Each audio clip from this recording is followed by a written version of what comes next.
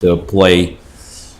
But it's still, of course, very. I mean, since it's symmetrical, it's very little for white, if anything.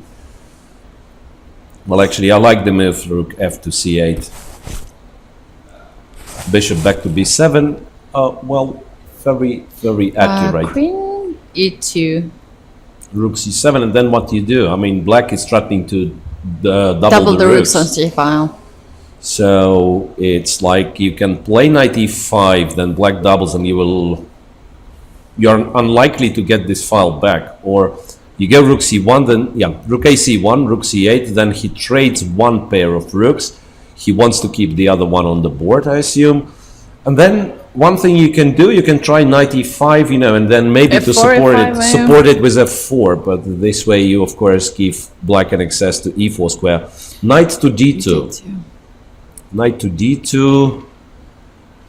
Maybe all the way to b1 and c3. Knight goes to e4. Now, knight b1 is an option, actually. Knight b1 is an option to keep the... Knight b1, yeah. To keep, the different pieces on the board, not to take with the knight where both sides would have the bishops, but to remaneuver the knight first to take on e4. Well, knight d6. So when Hao wants to keep the knights, knight c3, knight, can go to c4. No, he goes queen first e7. Queen e7. First he wants to play queen e7. Now let's see where the rook is going. Rook to c1, but this moment white is under the pin. g6, f3. Will he try e4? I'm not sure. Let's go for e5. He will not try e4 because black is first. Really needed e5? To move the pawn in the center, black plays e5 once again. What can I say? Perfect timing for this because white is not yet ready. With queen on d2 now, for instance, white would take on e5, go knight e2.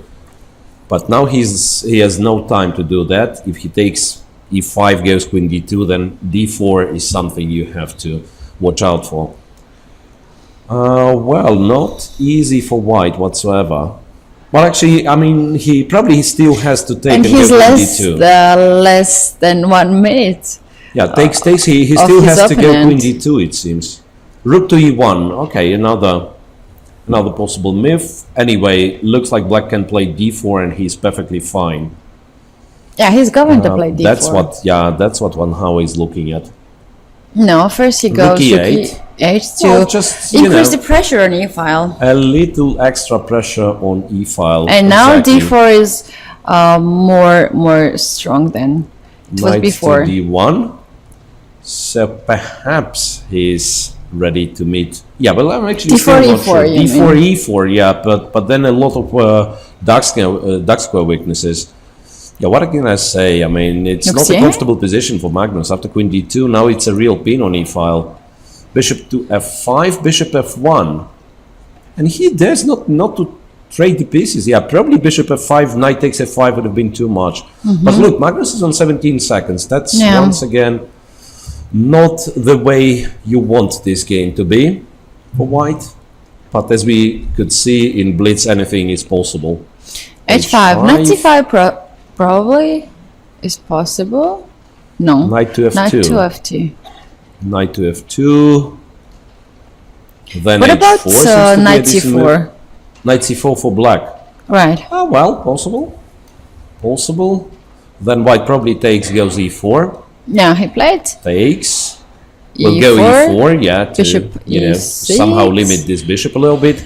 And now it's very important. Oh, well, f4, that's a brave move. And actually a good one, because after f4, there is a potential threat of f5, queen g5 check, So he might even, queen c5 pinning the knight, still f5. He will come up with checks if the pawn is taken. Queen h6, isn't it a blunder? Because bishop f5 is possible. Bishop f5, the move Magnus has missed completely. The move Magnus has missed completely, and he's down to seconds. Queen f4, well, that was an incredible blunder.